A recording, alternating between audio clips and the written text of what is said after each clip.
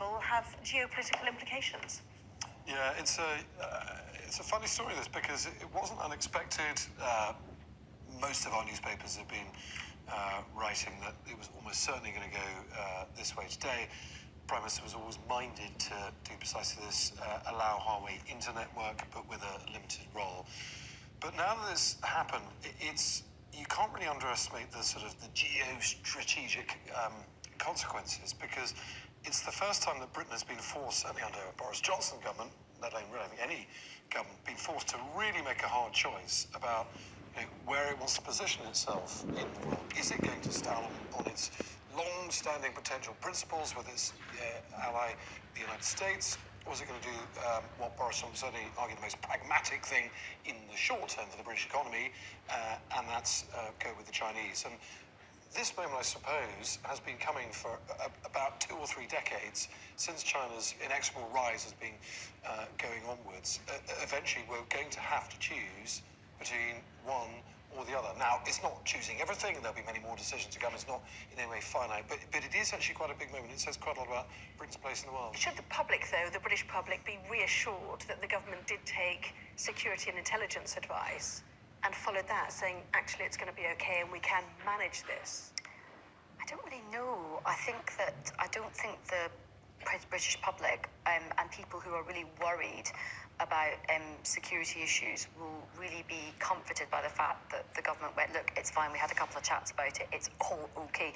And what's interesting about the Times piece is that, the Cabinet has presented quite a united front, but there's a report that Ben Wallace told colleagues at the National Security Council to heed the warnings of America, and that he was described as a bit of a lonely voice. But he's not the only one. There are people who are very, very loyal to Boris Johnson, people like Ian Duncan Smith, David Davis, who have said they're really, really worried about the fallout from this. In fact, David Davis has given, a very, very strong quote saying the only way to protect safety and security is to ban it. So I think that the announcement has been made, but I don't think the Prime Minister's out the water, because this is going to have to come before Parliament. There is going to have to be a vote. There's going to have to be legislation.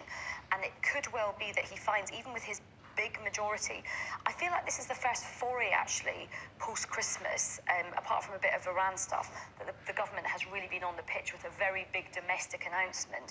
And I think that actually he could run into his first bit of domestic trouble. I think there could be a rebellion, or certainly quite a lot of opposition when this legislation comes before Parliament. And if we look to the Daily Telegraph, Johnson promises to end the reliance on Huawei, suggesting that, when the other competitors are fully up and running, that they will switch effectively away from Huawei. That's some way off. To some people, the ones who are concerned, the damage is already done by then, isn't it? And I think the damage is already certainly halfway done, if you think that much of the Huawei equipment to build the 5G network has already been bought, has already been assembled. 5G is going up as we speak. And that was one of the problems the government had to face. If they were going to ban, a total ban on all Huawei equipment in the new 5G network, much of this stuff would have to be dismantled at vast cost to people like BT, who would have screamed furiously about it, probably trying to get the taxpayer to fork out the bill. So one of the things the Prime Minister said today to mitigate all this, and certainly try and appease Donald Trump and the US, is, well, look, we've had to do this time because, in our view, we've got no choice. There are no other providers. There are only 2 providers, Ericsson and Nokia, who could help build this. We really need 3 to make it a sort of secure network. So we are stuffed this time round. Next time round, Donald Trump, I promise you, we will build our own homegrown network with you, so we don't have to go down the Huawei route. And I have some sympathy for Boris Johnson in all this, actually, because some problems he'll have to deal with this year are very much of his own making. How he navigates his way through an EU trade deal, you can certainly only pin on him, really, and a bit of Michael Gove and possibly a bit of Dominic Cummings. But this one he's inherited from not just his predecessor, Theresa May, who failed to take a decision, certainly in public, about it, kicked it into the medium-length grass. But actually, British governments going back decades, really, certainly into sort of the early 2000s, who did not take decisions on where Britain needs to be in terms of their own long-term security and where China was going to be in 10, 20 years' time. And there are other decisions in the pipeline. HS2 is coming up, a social care system. All these things have been gaping great sores that we've known really needed an answer. And the music certainly on Huawei has just happened to have stopped on Boris Johnson's watch. Yeah, and one of the narratives on Huawei is that this really is a failure of Western governments to notice the need for this. And how do you compete against a company like Huawei, which receives, the accusation is, billions and billions in state funding in research and development? And if they can do it on something like 5G and high tech like this, they can do it on everything, can't they? That actually the Western governments need to wake up on many other areas. Well, the rise of China in this respect has sort of caught everybody unaware, and I think there is a very interesting piece to be looked at about how a lot of Western governments have been very much open to liberalising their markets. But it's not unaware. People just expect them to produce cheap plastic tat that well, I think it's more about really big things. Well, no, I would disagree with that. I think actually a lot of other countries have come into different countries and are doing big work on their infrastructure. You know, we have Chinese money propping up and building, you know, our Hinkley B, our nuclear power stations, infrastructure, and China's not just doing this in Europe, by the way. It's really interesting to see what's happening in Africa in terms of the sort of hidden hand of China, particularly with big infrastructure projects.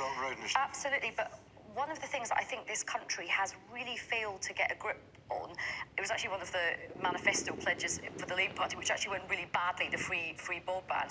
But what it does show is that we haven't really got a grip on this sort of tech and infrastructure stuff. And where I do have some agreement with Tom is, I think where the Prime Minister has come up against is this very, very difficult balancing act. On the one hand, you have businesses, you have consumers. We're all addicted to these things, our smartphones. We need, our economy needs more of this stuff. But on the other hand, there are very big security concerns. You know, as David Davis was saying today, China is not exactly a trusted narrator in terms of surveillance, cybersecurity. It spies on its own citizens, you know, and that they are legitimate concerns. Funny enough, I think having sat through all these briefings from these various GCHQ people all day long, I'm personally reasonably satisfied that actually allowing the various sort of, Huawei non-core elements into the system, these Mars scenarios, isn't going to be a security risk. We're not going to find all our data swallowed up and sent to Beijing or Shanghai, where Huawei are headquartered. What will happen, though, is we will give this huge state-sponsored Chinese company an ever bigger market share in the global economy and encourage other European countries to do the same. So it's a strategic fail, really, for the UK. But the downside was, and this is also all the GCHQ estimates, if you don't allow Huawei into this network, you have to wait to either for another provider to come along or build your own.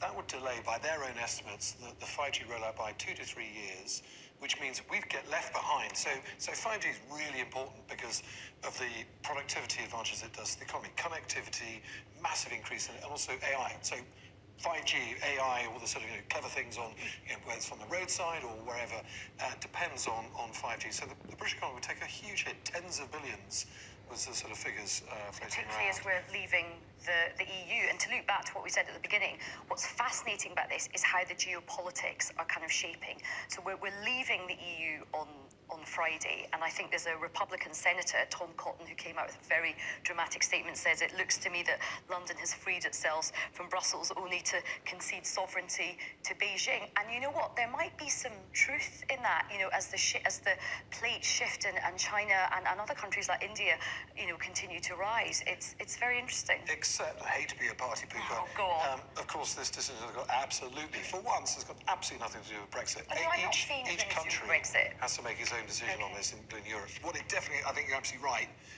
we are going through a little bit of an identity crisis at the moment, and this sort of thing really doesn't help. I almost laugh at the word superfast broadband. I live in an area where it takes nearly 2 weeks to download a film. So it's a long way to go, that's all I can say.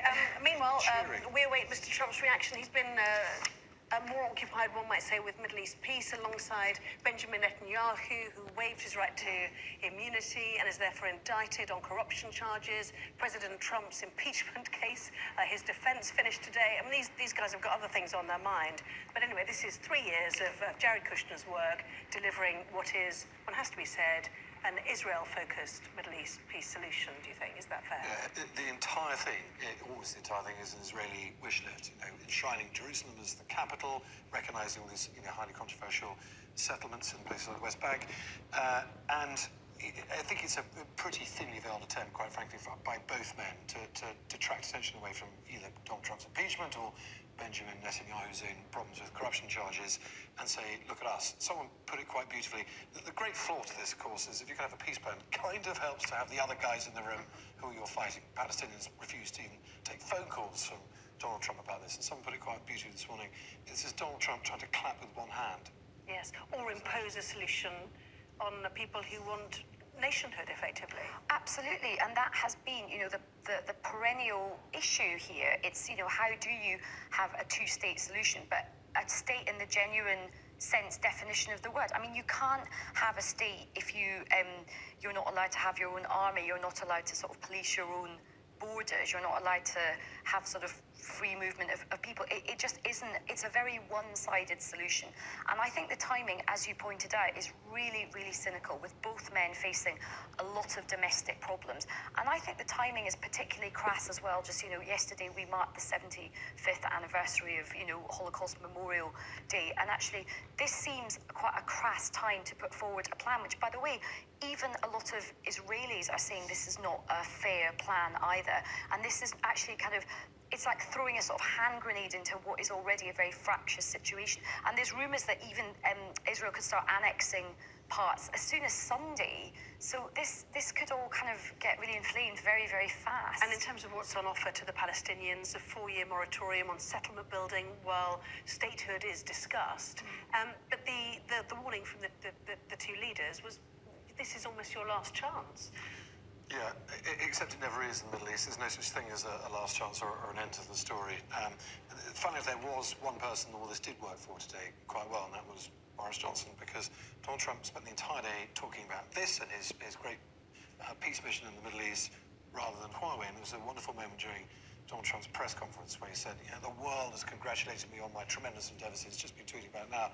I was just checking his Twitter feed to see if he tweeted about the Huawei decision. About the press review. And he hasn't. So at one stage, and he's not watching us, but at one stage in his press conference, he said the world is welcoming all this. Even Boris Johnson just rang me to congratulate me on what a tremendous. I think I bet he did. He might have just slipped in Huawei right at the end as a footnote. But don't you worry about that, Donald, because you're spreading world peace at the moment. Very interesting, because the White House did say telecommunication security was also on the list of their conversation. Fascinating.